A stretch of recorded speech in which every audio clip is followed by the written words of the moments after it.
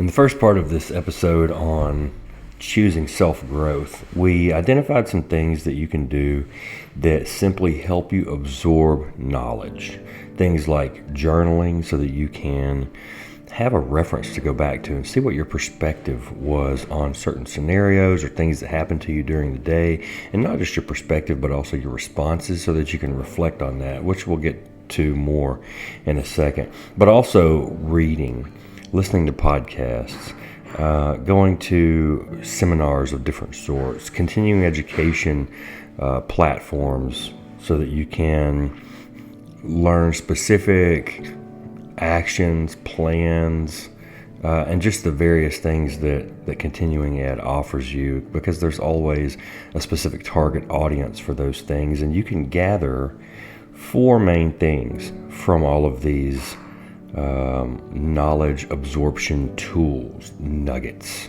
These things are nuggets: perspectives, responses, plans, and mindsets.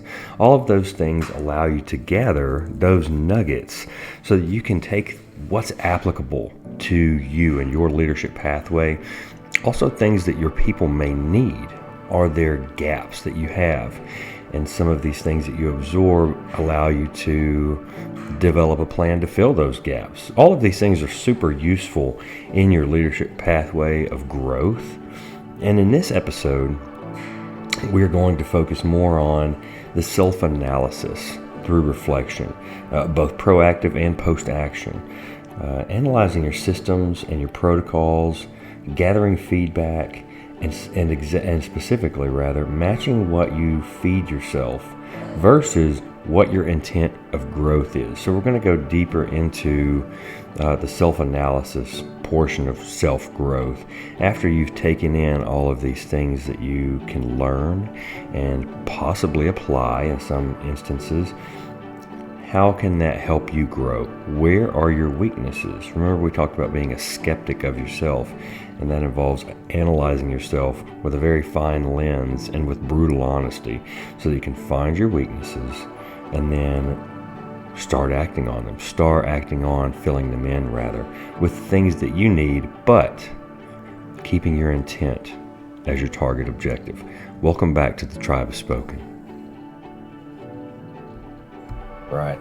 I mentioned being proactive.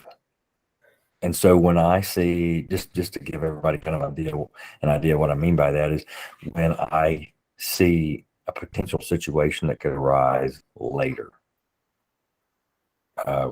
we like to bring in our players, and you can do this again in any environment. Bring your people in and talk to them periodically and just have like a checkup with them.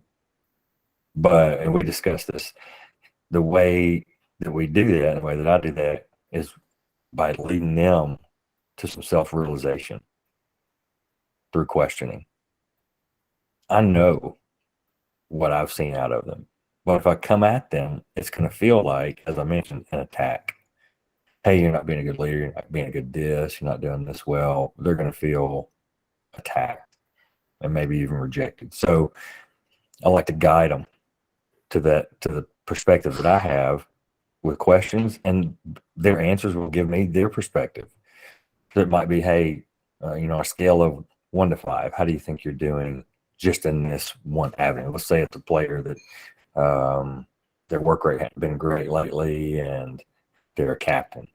And so I'm bringing this up, like, hey, how do you think you're doing as a captain lately? Just give me a score, 1 to 5. That's a real safe question. Maybe they overshoot it. 4, 4.5. Okay, great. What about the rest of the team? How do you think they're doing as far as their work rate and their attitude at practice? What's your perspective on the rest of the team? They don't try too hard sometimes, or there's this problem and that problem. Okay, can you tell me how you handled that as a captain? How did you handle that? Oh, well, I didn't really say anything. Okay, well, how did you respond? I didn't try very hard, and I didn't really try to get anybody to do the right thing. Oh, really? Okay. Well, how could you be a 5? If you're a captain, how could you be a 5 in that situation? I could encourage them, and I could like push them to work harder, and I could Okay, well, why would you want to do that? What are the things we have in place that would make you want to do that? Well, it's what we expect. Oh, tell me the expectation around that. Well, the expectation is every day we work. So you see what I'm saying? Like I've just reminded them of what our expectations are, not just for the rest of the team, but now they've just held themselves accountable to the same very expectations.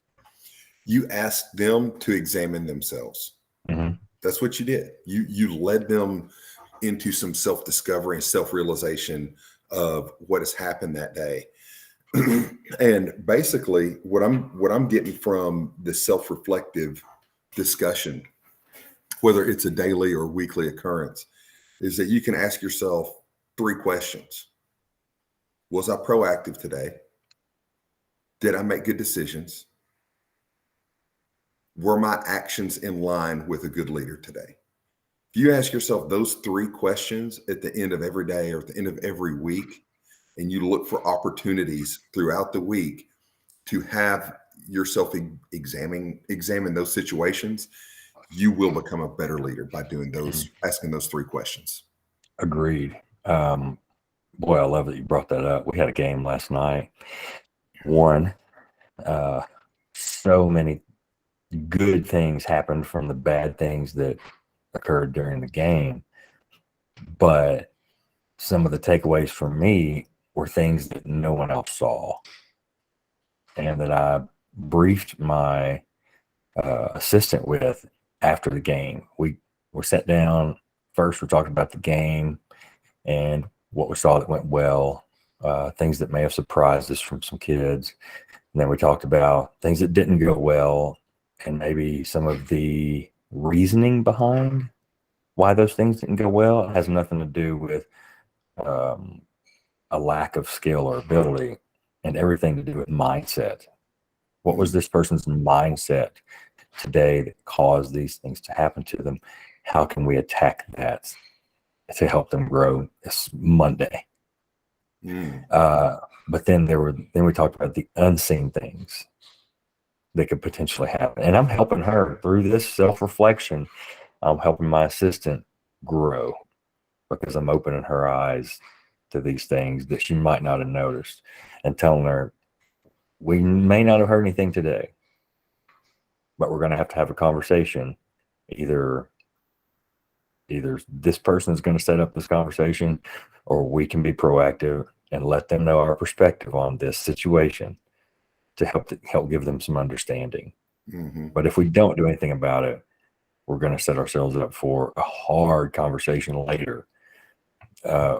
And with that party coming with zero understanding of why we did some of the things we did, So I'm, again, examining myself, my decisions that may not have been apparent, right? Helping my assistant see those things as well. So later on, 5 years from now, 5 days from now, if that happens to her, or she should catch herself in the same or a similar situation, she can look at the things that, hey, maybe nobody saw this, but I saw it. Boy, I better address this. Yeah. Right. That's what I love. Good. This is also part of what you were doing is you were getting some feedback from others, because the conversation was going both ways. So you were getting it from her as well, and accepting that she saw a couple things that maybe you didn't see or saw from a different perspective, so y'all can have those conversations. But that's going right along with one of the things that we were talking about today. I think another way to do that, another way to self-reflect that we mentioned is, and examine yourself, is journaling. And a lot of people, a lot of mentors and leadership coaches, that will be one of the first things they tell you to do, is to begin to journal. And I agree, it's a great way for you to keep up with the thought processes that you have around a situation. What's your take on journaling? So for me personally, I don't do it myself daily, and I don't do it for a leadership element. That it's funny though, the only time I've journaled really out outside of high school is on deployments. I've got uh, a leather bound book that my sister got me years ago, and when I go on deployments, I'll write in those just a little bit. And it's interesting to look back onto just mindset, what I had going on at that time, or whatever actions had taken place. But as far as from a leadership standpoint, it's not something that I have done. But you know what? I mean, we're talking about it. Maybe it's something I should be doing. Agree. I need to make it a better habit. And I think this newsletter that we created to go along with our show has been a great way to do some of that. But I find that a really good conversation is more fulfilling than just journaling, but the value of having written it down, it's always something you can come back to. Right. Right. Creates a little bit of accountability there. Yes. Yeah, boy, if it's written on paper, hey, I messed up. Yep. And it's in the historical text. Yep.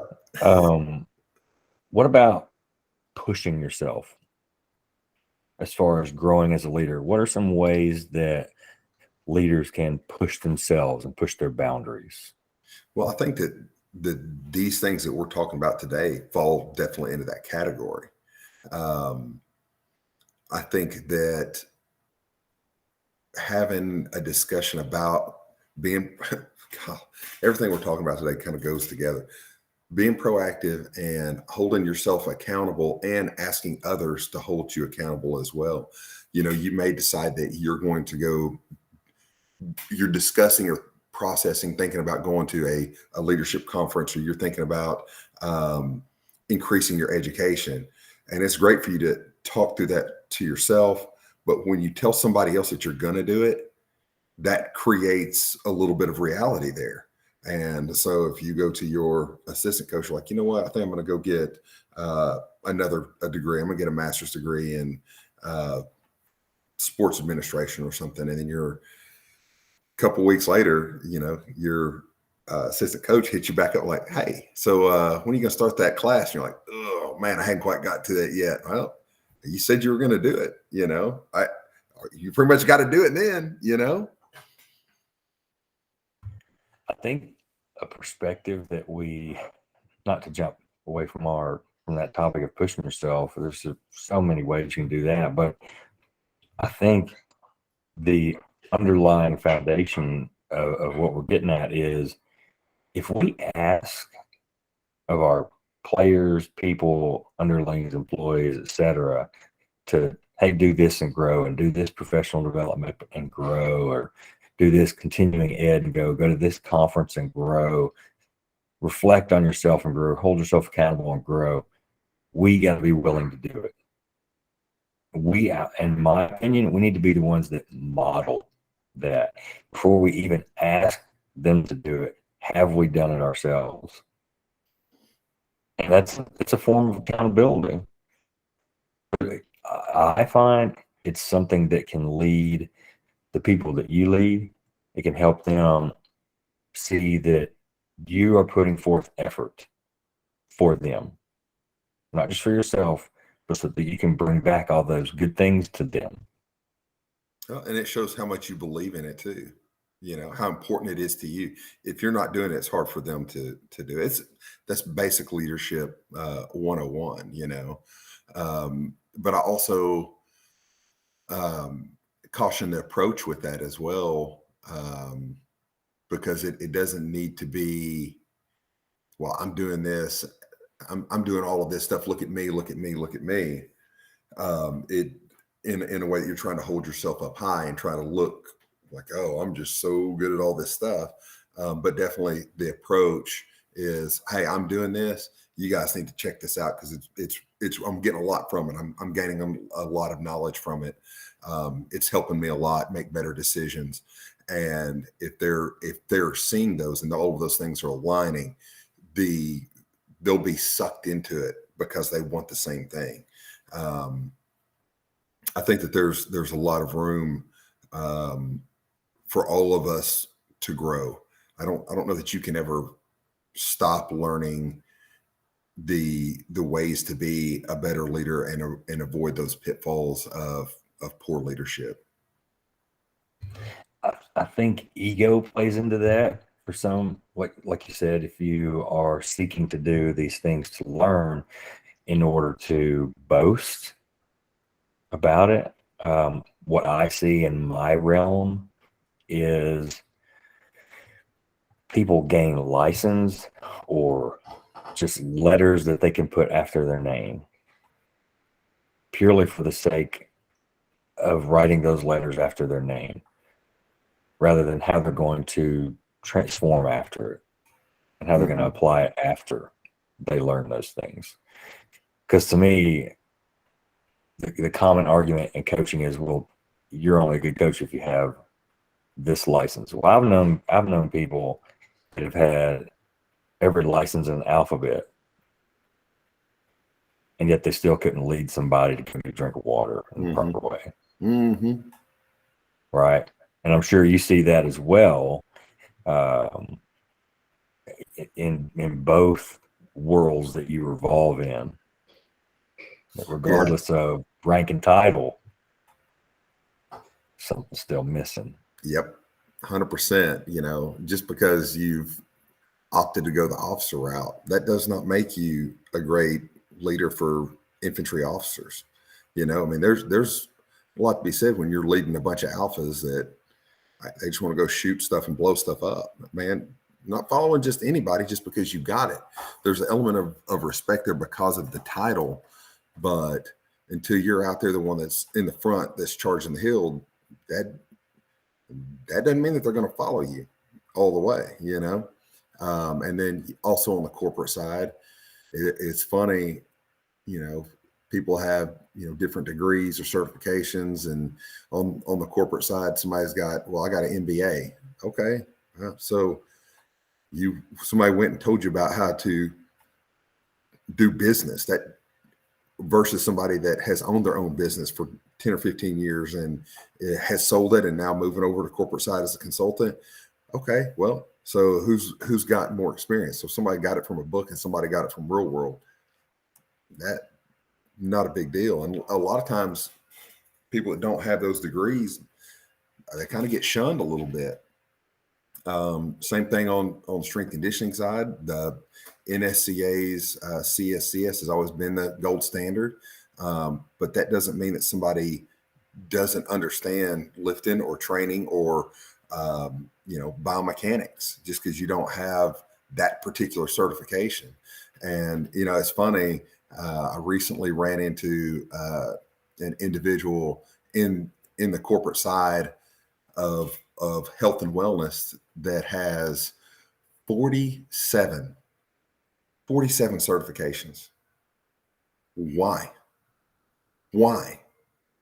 They're okay, but it's kind of that same thing on boasting. Okay, well, I've got 47 certifications. Why? What? I can't even process like going to. I don't know. I don't get it. I think it was definitely for the boasting side of it. But I wouldn't enjoy putting all those certifications at the end of my name.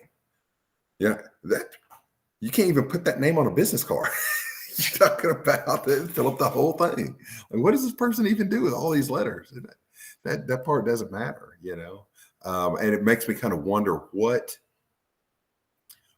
is it within them that feels that they need to have those certifications? Are they trying to, you know, hide some type of insecurity that is there that, okay, I need validation from somebody else that I can perform yoga or CrossFit or whatever personal training certification or certifications, I don't know, that are all out there. Why do I need that justification from another body and not just be comfortable in all the knowledge that I've got already and be able to talk about how well I can do the TRX band and not be TRX certified? What? Okay, come on, man. I don't know. To me, it is interesting, and I look forward to having conversation with this individual on, I need to know. I want to explore this. Again, looking for feedback here on something that I don't understand. Maybe I'll get it. Maybe I won't. We'll see. Maybe I'll be able to reiterate that on a later show, that maybe I learned something. I think the main question of the day that we have for everybody is, do you want to be a better leader? And if you do, what are you doing to become that? Are you actively seeking out the things that are going to make you a better leader? But our objective shouldn't just end there. The objective should be, do I want to become a better leader so that my people can become better leaders? We got to end the show on that. We can't. We can't talk anymore after that one. That was a barn burner right there, bud. All right. Well, as always, thank you guys for joining us at the Tribe Has Spoken. Captain Thompson, thank you so much as always, for the brilliant input that you have. I've filled up a page already of just things that you've said. So I took some notes for myself as well. You got anything to add before we sign off? Man, the tribe has spoken, baby. I love it. Thank you. And you guys catch us on YouTube, and I'll put the link in our YouTube details for our newsletter that you can receive weekly, that runs down in very practical ways how to apply the things that we talk about. Throughout this episode, we talked about things you can do to grow as a leader. Not things that we listed in the first half of the episode, such as continuing ed and professional development and reading and podcasting. Not things in which you just absorb information, but rather ways to analyze yourself, your systems, your protocols, your actions, how to do that in a proactive manner as well as a post-action manner. But here's the key. The key to self-growth is ensuring your path is leading to your desired outcome. You can do this by asking yourself 3 simple questions every single day. 1, was I proactive or reactive today? 2, were my decisions in line with my values? 3, was I a servant leader today in my people's eyes? The objective of these questions is to assist in guiding you to learn and experience things that will help you grow into the leader your people need you to be, so that you can help them grow into the leaders that they need to be. Are you doing things that are helping you grow in a pathway with your desired intent? And your desired intent should be what your people need. What you need is what your people need you to be for them, so that they can grow as leaders. That's being a servant leader.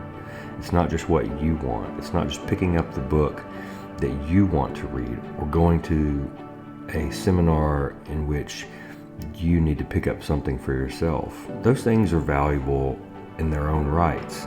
But when it comes to being a servant leader, are we doing things that our people need? And are we picking up things that we can take back to them for their sake? That's being a servant leader. That's at the heart of it.